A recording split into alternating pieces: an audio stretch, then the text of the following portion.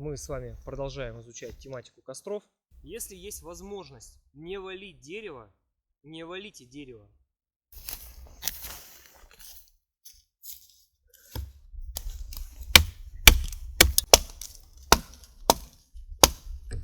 Обеспечить правильную тягу воздуха. Вспоминайте формулу.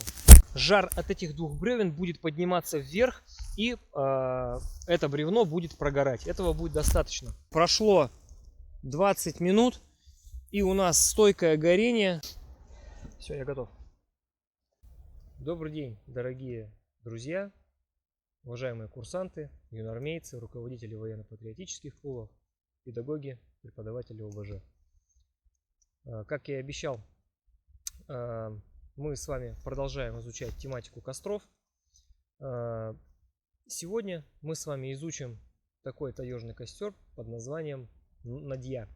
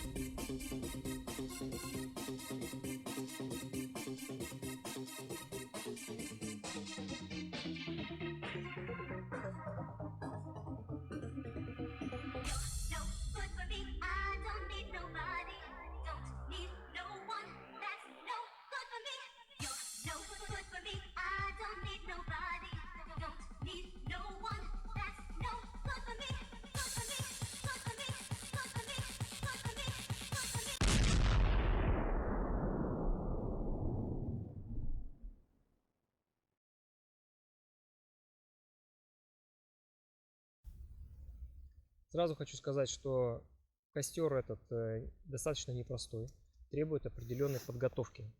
Этот костер используется для ночлега. То есть представим себе ситуацию. Вы пришли в лес, допустим, вы один. Вы пришли в лес, приняли решение в лесу остаться на ночь. У вас есть все необходимое, у вас есть палатка, у вас есть спальный мешок, допустим. Может этого и не быть, но это уже отдельное будет занятие по обустройству ночлега. Ну, допустим, это есть. Вам необходимо позаботиться о ночном костре. Причем позаботиться, если вы один, позаботиться с учетом таким, чтобы вы не подкидывали его каждый час, не подкидывали в костер дрова каждый час, не вставали ночью, а чтобы этот костер у вас горел всю ночь. И вам было тепло. Это самое главное.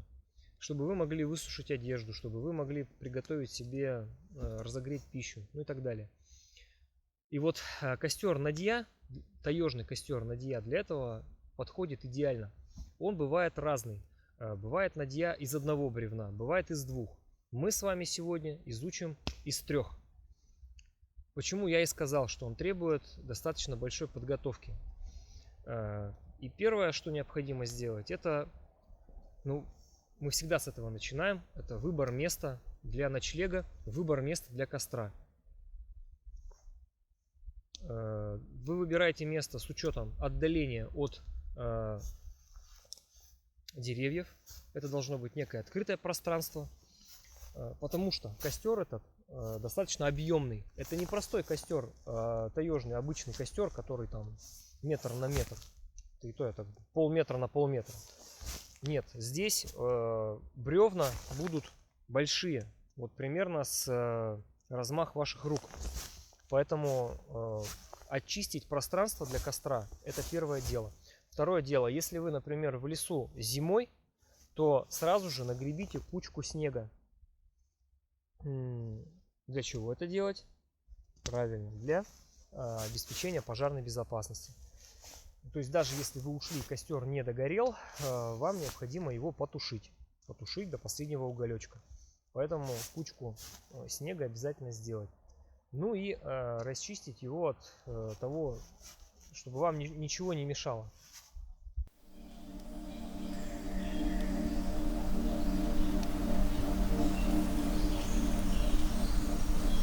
При подготовке места также обратите внимание на то, что если вы зимой, как сейчас, вот сейчас температура воздуха минус 13 градусов, я принял решение развести небольшой костер, чтобы мне можно было погреться, чтобы я мог, даже если я занимаюсь обустройством своего лагеря, мне можно было подойти, обогреться, погреть ноги, погреть тело, и чтобы я попросту не замерз. Конечно, когда вы рубите, когда вы пилите, вам будет тепло, но вы обязательно вспотеете, и когда вы вспотеете, есть вероятность того, что вы быстро замерзнете. Поэтому костер сделать надо сразу же. Легкий, обычный небольшой костерочек. И уже после этого заниматься благоустройством своего места для ночлега.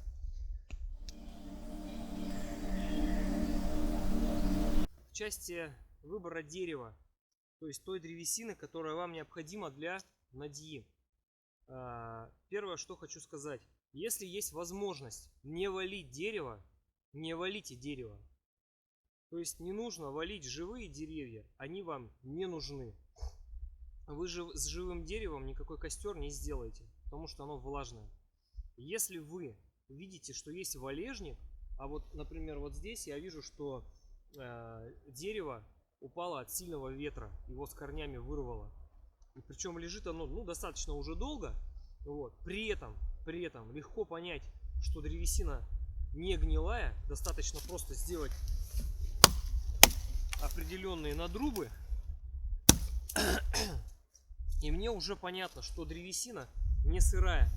А второе, что я сделаю, пощупаю вот так вот губами. И теперь мне понятно, что древесина сухая. И вот это самое главное для вас. Выбрать не гнилую, выбрать сухую, нужную вам древесину.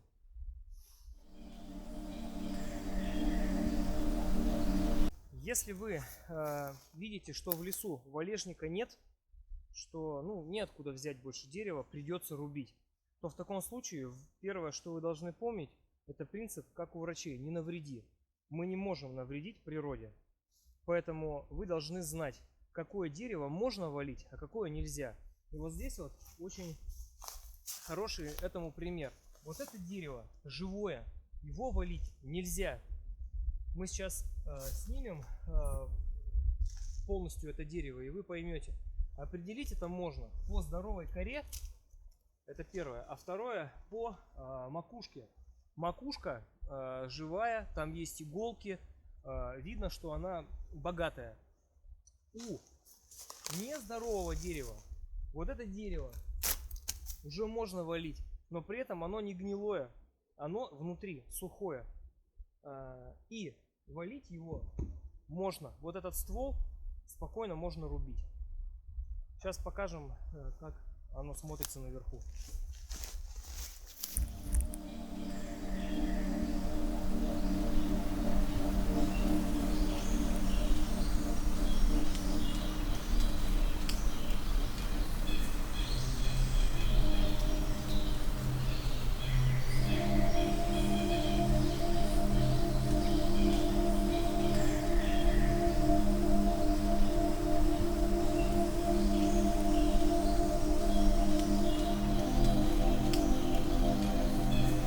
В общем-то, для приготовления этого костра, для обустройства этого костра, вам потребуется только топор. Больше ничего не надо. Вот. Теперь, что касается топора. Значит, вот мой выбор, это вот такой финский топор Fiskars. Сразу хочу сказать, что выбирал я его с тем учетом, чтобы я мог, чтобы он влез у меня в рюкзак. Это первый момент был, потому что есть по наименованию, вот это X11, есть побольше, подлиннее рукоятка у топора. Вот этот вот для меня лично самый удачный. Во-первых, он лежит в руке очень удобно, и можно работать как одной рукой, так и двумя руками. Во-вторых, он по размеру, как я уже сказал, подходит к моему рюкзаку. И в-третьих, его качество, я думаю, что вы сейчас оцените.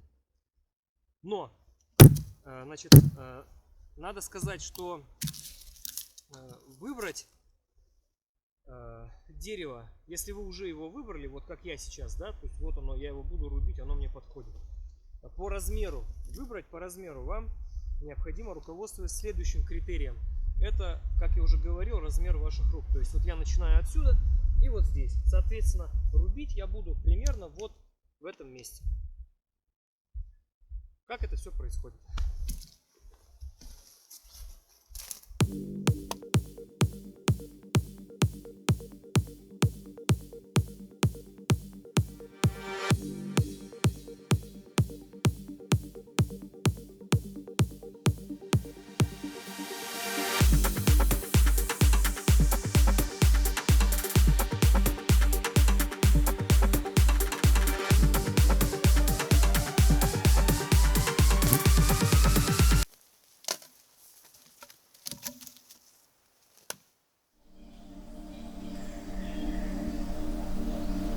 Нарубив необходимое количество бревен, вам необходимо подготовить место для костра.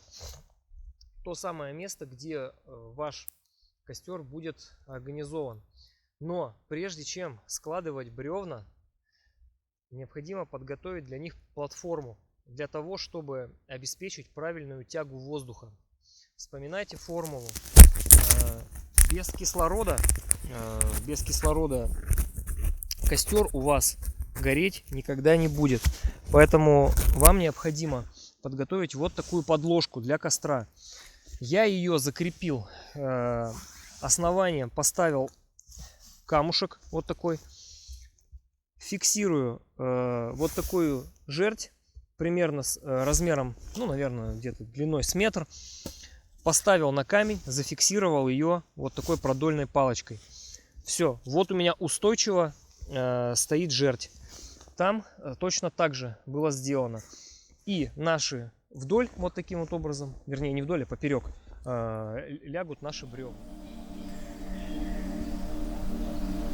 После того, как вы нарубили 3 бревна, а как я говорил, надья у нас будет из 3 бревен, вам вот они примерно будут выглядеть вот таким образом. То есть ваш костер будет выглядеть вот так. То есть то бревно, которое было ближе к макушке, оно будет вот здесь, ближе ко мне, снизу. Оно повернуто должно быть в ту сторону, где у вас будет ночлег. То есть если я, например, буду спать вот здесь, соответственно, вот сюда пойдет жар. Тепло будет здесь. Сзади, вот тут, будет второе среднее бревно. А сверху будет то, которое было самое большое, самое толстое у основания. Вот так это будет выглядеть. И эту последовательность важно соблюсти. Снизу, как вы видите, у меня входит рука. То есть подсос воздуха, тяга, будет здесь.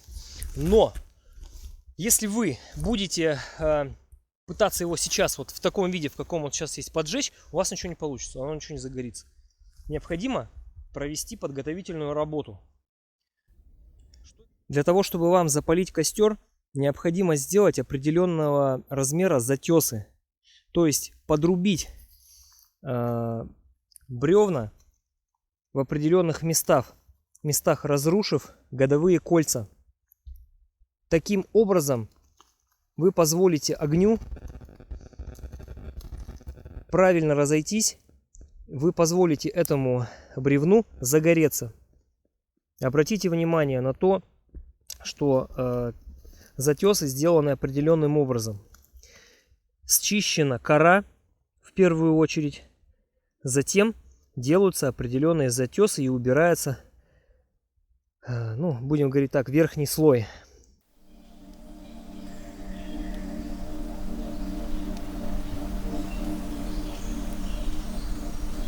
Кора, она вряд ли позволит огню разойтись. Поэтому вам необходимо с бревна счистить всю кору, счистить снег, все, что вам мешает. После этого вам необходимо деформировать верхний слой. Вот те самые годовые кольца, которые есть. Для этого вам нужно определенными движениями, определенными затесами подсекать, подрубать и снимать этот слой.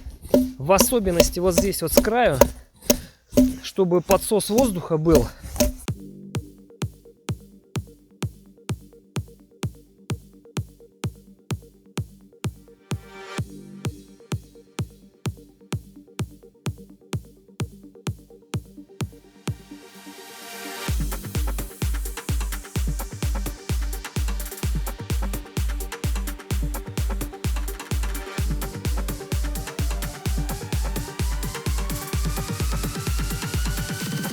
Примерно вот так это будет выглядеть. То есть обратите внимание на то, что есть огню за что зацепиться, и бревну будет удобно гореть. Я сейчас не доделал этот, скажем так, этот разрез нужно делать побольше, чуть-чуть поглубже и немножко пошире. Вот так.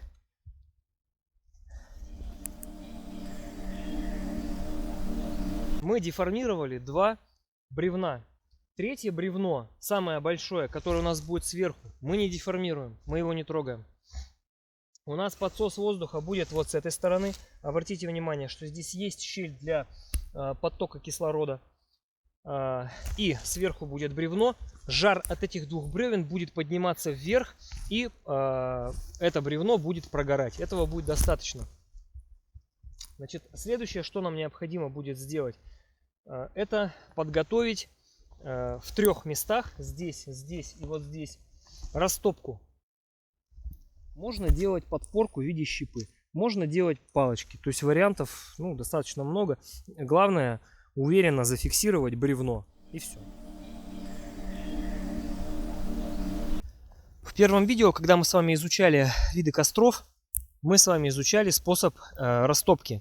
Здесь принцип точно такой же. Сначала мы с вами закидываем сюда бересту, укладываем ее таким образом, чтобы она могла легко загореться. Обратите внимание на то, что самая такая тоненькая береста, она вниз уходит. А та, которая вот покрупнее, есть вот такая вот крупная, ее можно вверх туда. Ну и тоже можно, в принципе, и этими разбавить. И вот таким вот образом мы все сюда это укладываем.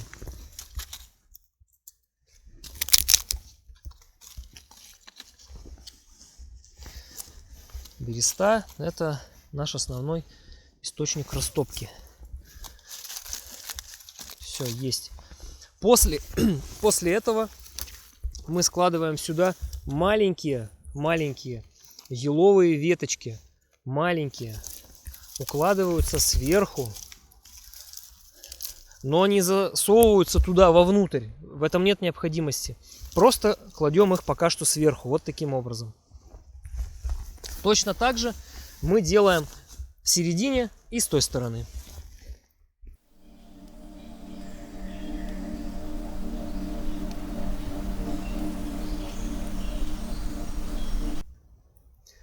Мы подготовили все необходимое для розжига костра и готовы к этому приступить.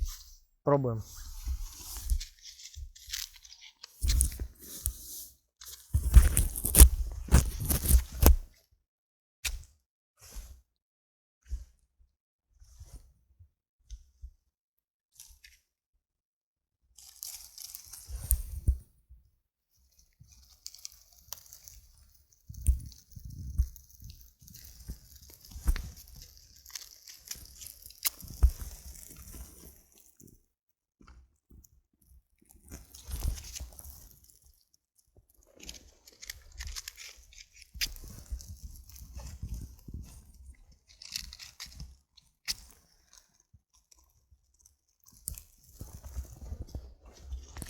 Давай быстрее.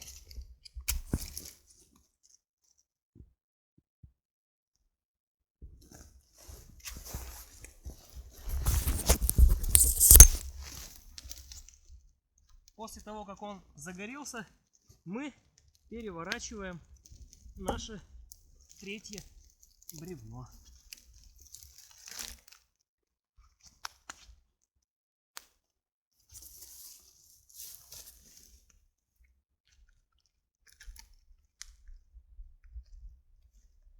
Здесь с этой стороны можно сделать колышек, чтобы воздух проходил побольше.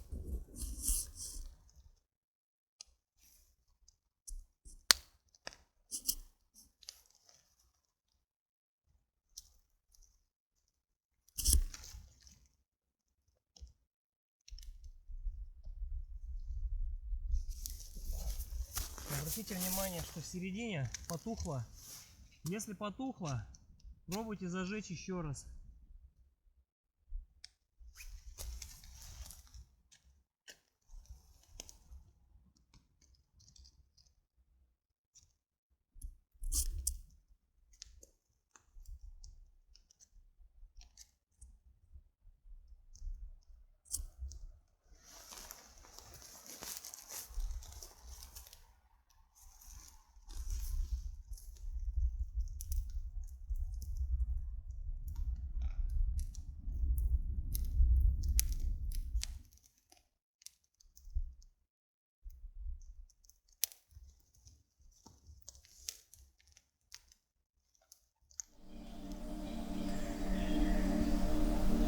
Так, дорогие друзья, мы видим, что прошло 20 минут, и у нас стойкое горение с правой стороны и с левой стороны. Собственно, то, как это и должно быть. Уже идет неплохой жар, неплохо греет и уверенно горит. То есть, в общем-то, больше сильно следить за этим костром особо не нужно будет. То есть сейчас мы можем, например, если нам нужно что-то разогреть, что-то приготовить, мы можем эту часть бревна верхнюю сместить вправо, поставить сюда, быстро что-то разогреть, задвинуть обратно. То есть, дорогие друзья, мы с вами наблюдаем стойкое горение нади. Отсюда чувствуется приличный жар, такое хорошее тепло. С уверенностью можно сказать, что именно такой костер спокойно будет обогревать нас в течение всей ночи. Может, еще и на утро хватит. Еще раз хотелось бы сказать, что когда вы создаете вот этот костер, не забывайте про требования безопасности. Очень желательно, чтобы вы это делали, естественно, под присмотром взрослых. Это я обращаюсь к юнормейцам и к курсантам военно-патриотических клубов, а также к школьникам. Не забывайте, что огонь – это стихия опасная и может вызвать пожары в лесу, ожоги, как последствия ожоги и так далее. Поэтому будьте предельно осторожны, аккуратны, все делайте под присмотром взрослых, руководителей, ну и своих родителей. Вы видите, что жар поднимается кверху, уже уверенно горит верхнее бревно. Задача нижних бревен — создавать угли, которые будут отдавать жар, и будет гореть верхнее бревно. Именно оно и является тем самым объектом воспламенения, который будет вас обогревать. Всем огромное спасибо за внимание. Увидимся в наших следующих видео. Пока.